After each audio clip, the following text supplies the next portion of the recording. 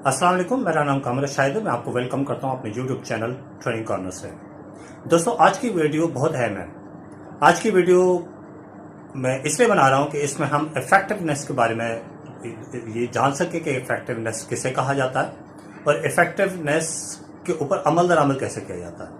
बहुत सारे लोग ऐसे होते हैं कि चीज़ों को जानते ज़रूर है, लेकिन उनके लिए प्रॉब्लम होता है कि उसको अप्लाई कैसे करें, यानी कि एप्लीकेशन उनके लिए बहुत मुश्किल हो जाती है। तो आज हम इफेक्टिवनेस यानी कि बेहतरी को जानने की कोशिश करेंगे कि आप अपने कामों में बेहतरी कैसे लेके आ सकते हैं, उसमें इस्लाह कैसे कर सकते हैं और उसको अप्लाई कैसे कर सकते हैं। आज हम ये सीखने की कोशिश करेंगे। जहाँ तक इफेक्टिवनेस का ताल्लुक है, तो इफेक्टिवनेस को यानी कि बेहतरी को, इस्लाह को हम मुख्तलिफ 4 कैटेगरीज में हम इसको डिवाइड कर सकते हैं। आप अपने हिसाब से जैसे आप कर सकते हैं, आप उसमें मजीद इजाफा भी कर सकते हैं, कमी बेशी आप कर सकते हैं जैसा आपको सहूलत हो।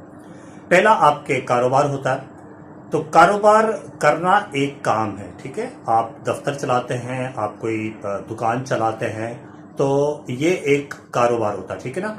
इस कारोबार को करना एक काम है, लेकिन इसमें बेहतरी यानी कि इफेक्टिवनेस कैसे लेके आई जा सकती है, आज हम उसके ऊपर बात करते हैं। ठीक है, पहले इसमें इफेक्टिवनेस के डिफरेंट एंगल्स हो सकते हैं। 1 to 100% तक आप जैसी चाहें उसमें बेहतरी ला सकते हैं, क्योंकि it is always said that there is always a betterment for everything. ठीक है, हर काम में कोई ना कोई बेहतरी की गुंजाइश रहती है। तो कारोबार में बेहतरी ये सिर्फ ये नहीं होता कि आपने शॉप या आपने ऑफिस को खोल लिया है, ये तो सिर्फ आपने एक काम किया है। उसमें बेहतरी कैसे हो सकती है? नंबर 1, आप पंक्चुअल हों, यानी कि आपने टाइम पर, अपने वक्त पर आप अपनी शॉप को या आप अपने ऑफिस को खोलें और वक्त पर बंद कर दें। एक तो ये होता है। दूसरा, आपकी लिबास साजी यानी कि आपकी ड्रेसिंग। हाँ, हमारे यहाँ ये देखने में आया कि हम जितने भी लोग ऑफिस में काम करते हैं या खासकर दुकानदार जो होते हैं, वो कभी भी या बहुत कम तादाद में लोग अच्छा लिबास पहन के जाते हैं। तो आपने सबसे ज्यादा ये कोशिश करनी है कि आप हमेशा अच्छा लिबास पहने, अच्छे शूज यानी कि जूते अच्छे पहने। आप शॉप चलाते हैं या शॉप में काम करते हैं या दफ्तर में काम करते हैं या आपका अपना दफ्तर है, हर सूरत में आप कोई प्रोफेशन से आप मुंसलिक हैं, तो आपने कोशिश करनी है कि अपना लिबास साजी में बहुत आपने प्रिकॉशस रहना है और आपने बहुत अच्छा लिबास पहना है, क्योंकि इसके असरात आपकी मार्केटिंग के ऊपर यानी कि आपके डेवलपमेंट के ऊपर, आपकी इमेज बिल्डिंग पे बहुत अच्छे पड़ते हैं। 2 बातें। तीसरी चीज, जब आप एक अच्छा लिबास पहनते हैं, एक माहौल आप अच्छा कर देते हैं, तो इसका दूसरा जो फायदा होता है वो ये होता है कि आपकी गुफ्तगू बहुत अच्छी हो जाती है। आप वहां कम ही पढ़े लिखे क्यों ना हो, क्योंकि आपकी ये कॉशियस माइंड के अंदर पड़ा होता है कि आप एक अच्छे लिबास पहन के आए हुए हैं, एक ऑफिस में आए हैं, तो आप हमेशा अच्छे गुफ्तगू करने की कोशिश करते हैं। ठीक है, तो आपने ये काम करने की जरूरत है। तीसरी चीज कि आप अपने कामों में बेहतरी लेके आए। आपका हर दिन थोड़ा सा मुख्तलिफ होना चाहिए। दिन भी मुख्तलिफ होता है, तारीख भी मुख्तलिफ होती है, तो आपके काम भी थोड़ा मुख्तलिफ नोयत का होना चाहिए हर रोज। आप उसमें नई तब्दीली सोचें। शॉप बंद करने से पहले या शॉप खोलने से पहले जब आप जल्दी घर पर उठ जाते हैं, तो आप उसमें नई तरकीब, कोई तजावीज़, कोई सजेशंस वगैरह ऐड कर सकते हैं जो आपकी बेहतरी के लिए हो सकती है। तो आपने ये काम करें। इसके बाद जो दूसरी आती है, ये तो प्रोफेशंस की बात कर दी मैंने। इसी के अंदर दूसरी कैटेगरी जॉब की होती है। जब आप जॉब करते हैं किसी भी ऑफिस में, दफ्तर में, या आप टीचर हैं, तो इसी चीज़ों को आपको ध्यान करना है कि आप ना सिर्फ अपने सब्जेक्ट के बारे में या अपने मज़ामीन के बारे में ही खाली आपको नहीं सोचना, बल्कि उसकी अपग्रेडेशन भी करते रहें, आप उसको अपडेट करते रहें। क्योंकि आपको पता है आजकल की दुनिया के अंदर, क्योंकि ग्लोबल विलेज हो चुकी पूरी दुनिया, तो मालूमात का एक खजाना है। तो हमारे यहाँ ये हमारी गलती है कि हम अपने आप को अपडेट नहीं करते। हमारा कोई भी बिजनेस है, आर्किटेक्चर है, मेडिकल है, इंजीनियरिंग है, आर्किटेक्चर या डिज़ाइनिंग है, कुछ भी है, तो इसमें बेहतरी आपको पता है कि आए दिन कोई ना कोई नई मालूमात, कोई नई टेक्निक्स इस्तेमाल होती रहती हैं। तिब के शोबे में, इंजीनियरिंग के शोबे में और दरस व तदरीस के शोबे में, हर शोबे में कोई ना कोई नई चीज़ आ रही होती है। तो आप ये कोशिश करते रहें कि अपनी चीज़ों को अपडेट करते रहें। हमारे यहाँ कुछ असातिज़ा कराम, या उनकी तादाद कुछ बल्कि ज़्यादा ही है, वो अपने आप को अपग्रेड नहीं करते, अप टू डेट नहीं करते। वो ये समझते हैं कि वो फिजिक्स, केमिस्ट्री, बायोलॉजी वगैरह पढ़ा रहे हैं, अब उसमें मजीद गुंजाइश नहीं है। ऐसा बिल्कुल नहीं है, ये गलती है। इफेक्टिवनेस के लिए बहुत ज़रूरी होता है कि आप बेहतरी आपने लानी है। बेहतरी सिर्फ यही नहीं होती कि आप अपने आप को अपडेट करते हैं, नॉलेज हासिल करते हैं, इंफॉर्मेशन ज़्यादा से ज़्यादा हासिल करते हैं, ये तो है ही है, लेकिन आपने वो चीज़ें भी छोड़नी है। क्रिटिकली अपना जायज़ा लें, अपनी शख्सियत का जायज़ा लें, अपनी नॉलेज और इन्फॉर्मेशन का जायज़ा लें, उसमें देखें किस चीज़ की कमी है, उस कमी को बेहतर करें। एक दूसरी चीज ये भी इफेक्टिवनेस होती है कि अगर आपके अंदर कोई ऐसी कमी है तो आप उसको बिल्कुल छोड़ दें, या आप कोई ऐसी हरकत करते हैं जिसे आम माशरे में हमारे यहाँ बुरी हरकत कहा जाता है, तो आप अपना तनकीदी जायजा लें और उसको आप रोक दें। रोकना एक अच्छा अमल हो गया, लेकिन उसके बाद उसमें बेहतरी की गुंजाइश लेके आए ताकि आप आगे चलते चले जाएं। ठीक है, दो बात हो गई।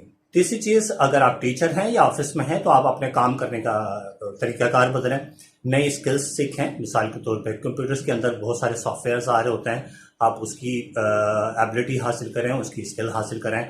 आप लैंग्वेजेस के ऊपर अबूर हासिल करें, मजीद लैंग्वेज सीखें, मजीद वोकैबुलरी सीखें, उसको प्रेजेंट करें। और प्रेजेंट करें, दुकानदार हैं तो वो भी मुख्तलिफ किस्म की जो भी उनकी प्रोडक्ट्स होती हैं उसके बारे में नई नई मालूमात हासिल करें। इस तरह वो अपने आप को आगे बढ़ाते चले जाते हैं। अगर आप स्टूडेंट हैं तो आप अपनी टेक्निक बदलें। मिसाल के तौर पे आप एक ही डगर पे जिस तरह चलते चले जा रहे हैं वो ना करें, आप उसमें मजीद बेहतरी या कोई मजीद इस्लाह की कोशिश करें। मिसाल के तौर पे आप पढ़ते हैं तो आप कभी अकेले भी बैठ के पढ़ें, उसके साथ आप कंप्यूटर की तालीम, कंप्यूटर के साथ यानी कि आप इंटरनेट के ऊपर भी मजीद अपने सब्जेक्ट्स के बारे में मजीद अप टू डेट हासिल करते रहें। दूसरा, आप डिस्कशन करें। डिस्कशन से आपका माइंड बहुत ज़्यादा खुलता है, आपको कम्युनिकेशन एबिलिटी मिलती है, आपको दूसरों को सुनने का मौका मिलता है और आपको अपनी बात भी कहने का मौका मिलता है। इससे आपको कन्विंसिंग पावर आपकी तेज होती चली जाती है, जो कि आपको आगे जाके प्रोफेशनल लाइफ में बहुत फायदा देती है। ये इफेक्टिवनेस का एक तरीका कार हो गया। तीसरा, हेल्प जिसे आप मदद करते हैं। देखिए, मदद के अंदर भी अपग्रेडेशन की जरूरत होती है। आप ये देखें कि अगर आप किसी की हेल्प करते हैं तो क्या आया हेल्प आप सिर्फ पैसों की करते हैं कि साथ आप कोई तजावीज़ भी देते हैं। मोस्टली तौर पे हम तजावीज़ वगैरह और उस शख्स को जिसकी हम मदद कर रहे होते हैं, वो कोई भी मदद हो सकती है, पैसे की मदद हो सकती है, इखलाकी सपोर्ट हो सकती है, या कुछ भी हो सकता है। तो आप उसमें बेहतरी की गुंजाइश देखें।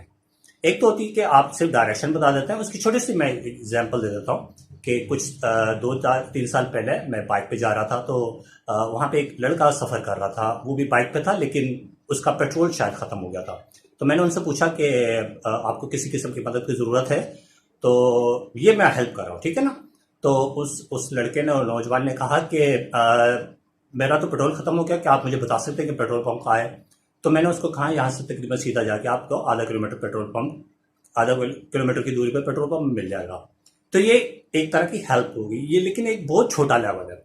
दूसरे लेवल पे मैं आगे चला गया, मैंने सोचा कि इसमें मजीद मैं हेल्प उसकी कैसे कर सकता हूँ।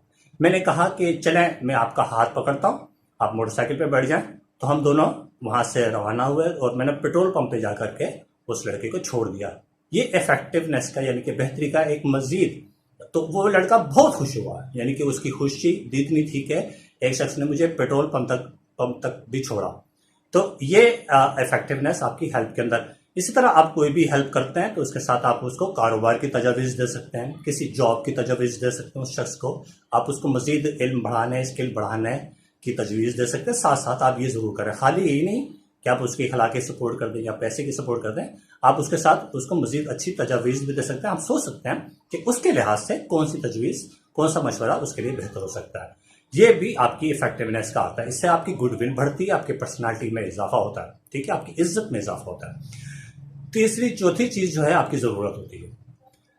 ज़रूरत जो है उसकी मुख्तलिफ कैटेगरीज होती है।